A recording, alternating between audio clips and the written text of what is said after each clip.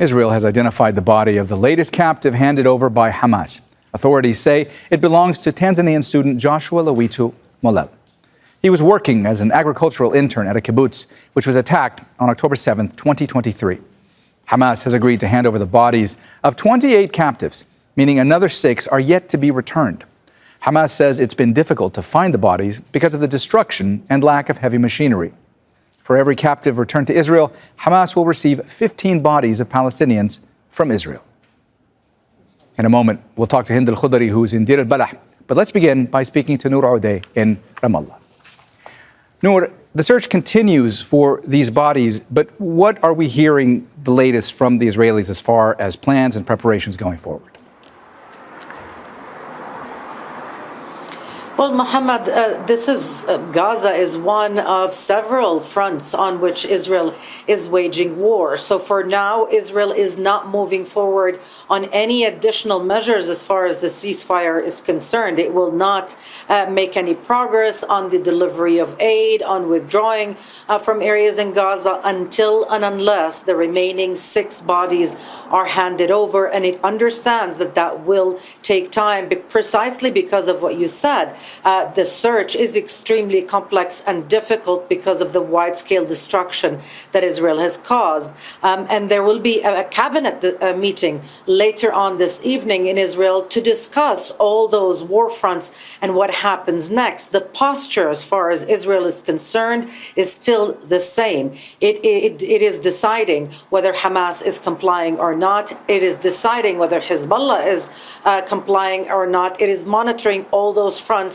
and taking aggressive measures as it sees fit. Nothing will change on the ground in Gaza as far as the cabinet is concerned until everything concludes as far as the bodies are related. Israel, of course, holds hundreds of bodies of Palestinians captive. Mohammed, only 15 will be handed over in exchange for Joshua's body, the Tanzanian citizen whose body was handed over on Wednesday. All right, that's Nour Odeh live for us in Ramallah in the occupied West Bank. Nour, thanks so much for bringing us up to speed.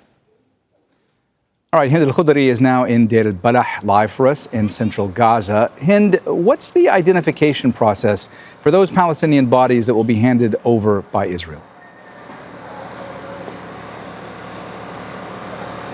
Now, what we need to know is Gaza has been living through 2 years of a deadly, relentless war, and the hospitals ran out of everything. Even lab tests are not available across Gaza, and this is what's making it very hard for the Palestinians to identify who these bodies are. Now, there's a huge difference between the Israeli deceased bodies and the Palestinian deceased bodies, where in Israel, they have all the labs they need, everything well developed, but Palestinians' bodies are taking a long time for their family members to know who these are.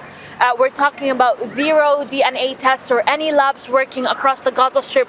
Imagine, Mohammed, out of 285 bodies, only 84 have been identified. And we have been seeing features of torture, of disfigurement, and this is all due to the extent of torture Palestinians have been going through before they have been killed by the Israeli forces. Also, according to doctors, there are a lot of Palestinians that were handcuffed, where their hands are handcuffed with ropes till this point. So families were able to identify from the socks, for example, or from the t-shirt, or from what is left from those Palestinians. Now, all of this is going on as Palestinians are still facing and struggling to strive to find their basic necessities, their basic commodities. Don't miss out. Get the full picture. Subscribe to Al Jazeera for reliable news and expert insights. Like, share, stay ahead.